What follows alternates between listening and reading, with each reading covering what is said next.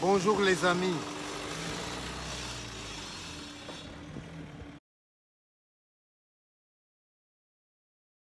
Ce message s'adresse à une seule personne, Monsieur Tshibanda Wamwela Bougito, que tout le monde appelle Pi Tshibanda.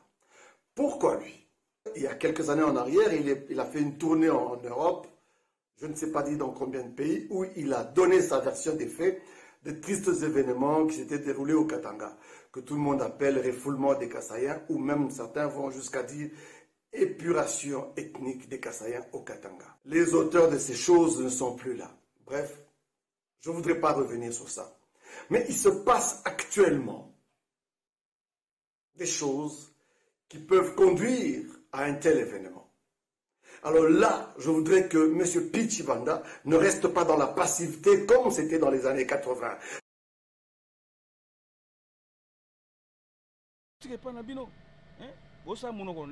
Je vous rappelle qu'en 2023, vous serez tabassé à mort. Au Congo, dans la province tout. Dans la province Nyon Congo, beaucoup bête à maman. Bon, ça va comment on a filmé en 2023. Les aventuriers, faux tribu bino. Beaucoup monde en 2023. Fatina bino ko sanagaga, agomona. Tozo c'est la bino en 2023. On a luka élément déclencheur. C'est ces fameuses élections. Beaucoup bête à ma fort. Na msuba okufa. Je vous promets hein. Angaria, pono nai, aina mba, mulize ko, nuna andere kwa ji, mulize bala bala kuyaka kumafa. Iyo te mnafaka, mbia bongo, tuni miangaria, tunacheka. Je vous dis quel danger arrive. Ça va arriver au Katanga. Bandeko, je suis en train de sonner l'alarme. Si les prophètes Mkonkobila ne rentrent pas le plus rapidement possible au Katanga, Bokoyoka, et là, Bokobeta Makuna. Cette vidéo que m'envoie Patrick m'inspire d'abord une première démarche. La première démarche, c'est de soutenir les autorités pour les mesures qu'ils ont prises. Pour moi, la ville de Lubumbashi mérite d'être assainie. Dire que les motos restent un peu en dehors pour éviter les embouteillages, je ne vois pas. Qu'est-ce qu'il y a de mal? Les autorités ont été dans leur rôle. Mais je peux me poser la question de la pédagogie.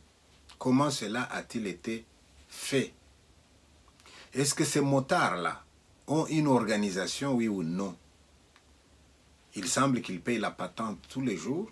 Donc c'est des gens qu'on peut retrouver, à qui on peut parler.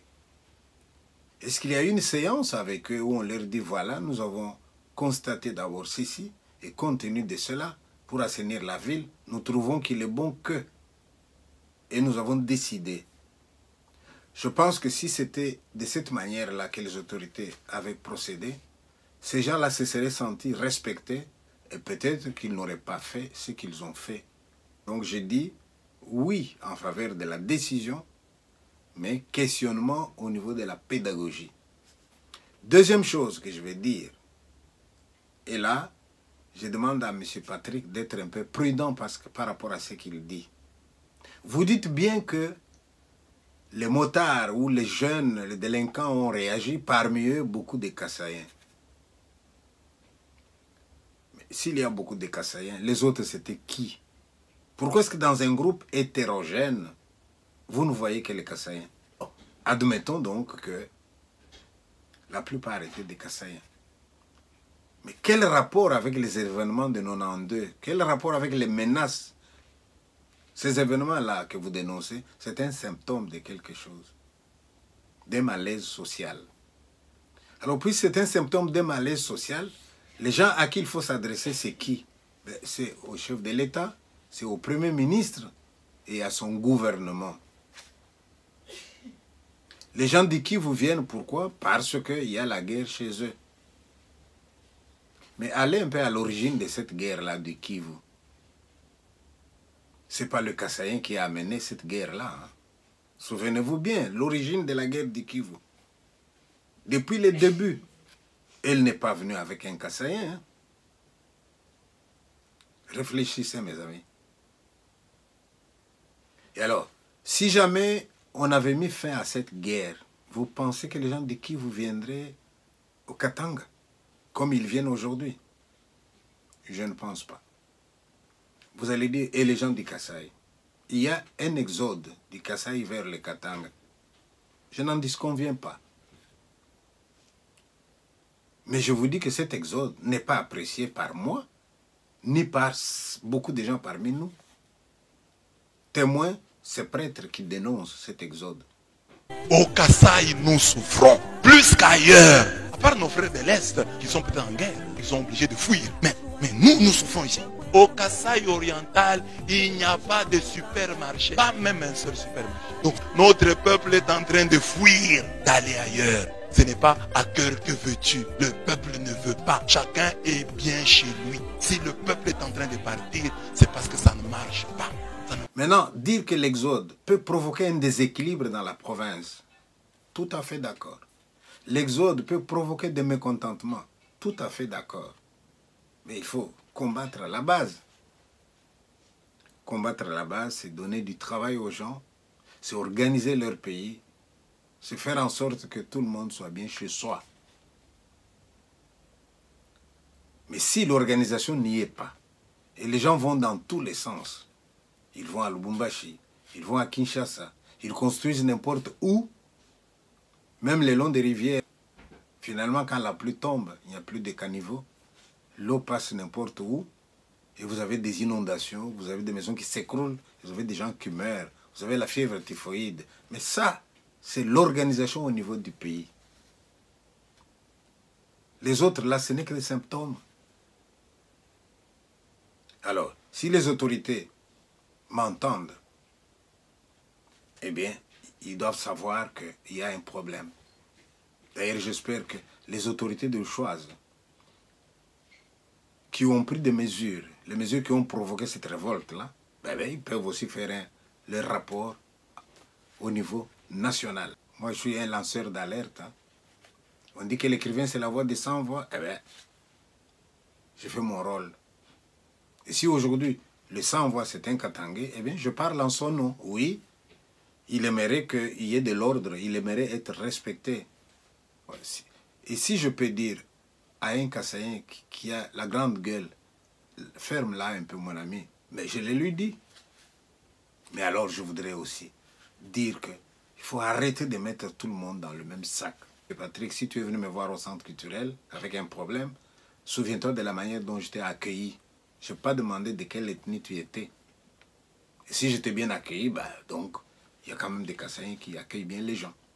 J'ai saisi seulement l'opportunité que vous m'avez donnée pour aller dans le même sens que vous, pour dire il y a un problème, pour me désolidariser de vous, là où il y a menace, là où il y a stigmatisation. Là, je ne suis pas d'accord. Et j'aimerais demander aussi à mes frères Katangais, pas tous, mais ceux qui sont dans cette logique-là, nous devrons être humbles et modestes. La ville de Lubumbashi, la ville de Kolwezi, la ville de Likasi. Qui va dire qu'il a construit cette ville-là tout seul? Qui va dire que moi et mes ancêtres, nous n'avons pas construit avec vous? Ce n'est pas les Blancs qui étaient au soleil en train de construire la ville. Hein? Et c'était des patrons. Il y a l'ingénieur, il y a l'architecte, très bien. Mais les boy maçons et les maçons, c'était vous et nous. Et dans ce groupe-là, il y avait des Kassaïens aussi. Mais je ne veux pas dire que puisqu'il y avait des Kassaïens, les autres Kassaïens plus tard ont le droit de faire n'importe quoi. Non. Le Katanga, vous ne l'avez pas construit tout seul.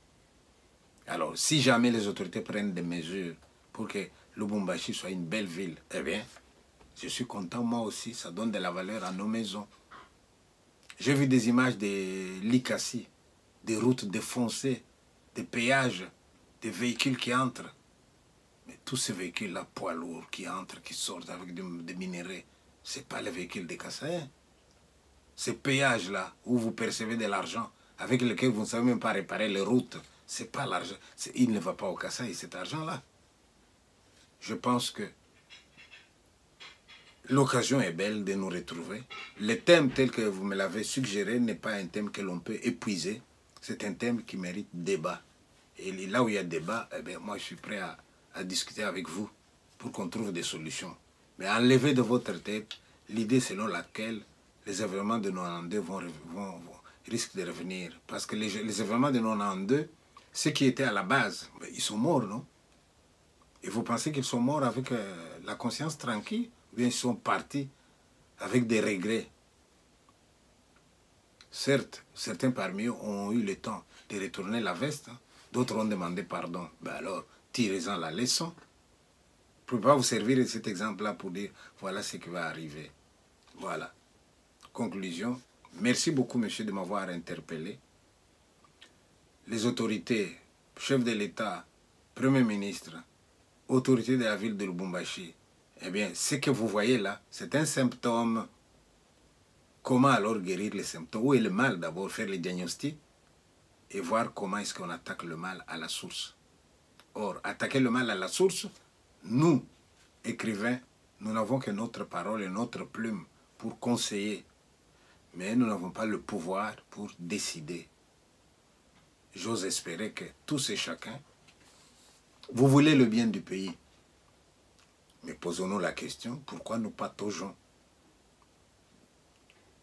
Pourquoi est-ce qu'au Congo, quelqu'un qui a volé, vous allez voir les gens de sa tribu qui le défendent. Oui, mais est-ce qu'il est le seul à avoir volé? Mais avec la mentalité comme ça, nous n'allons pas nous en sortir. Hein.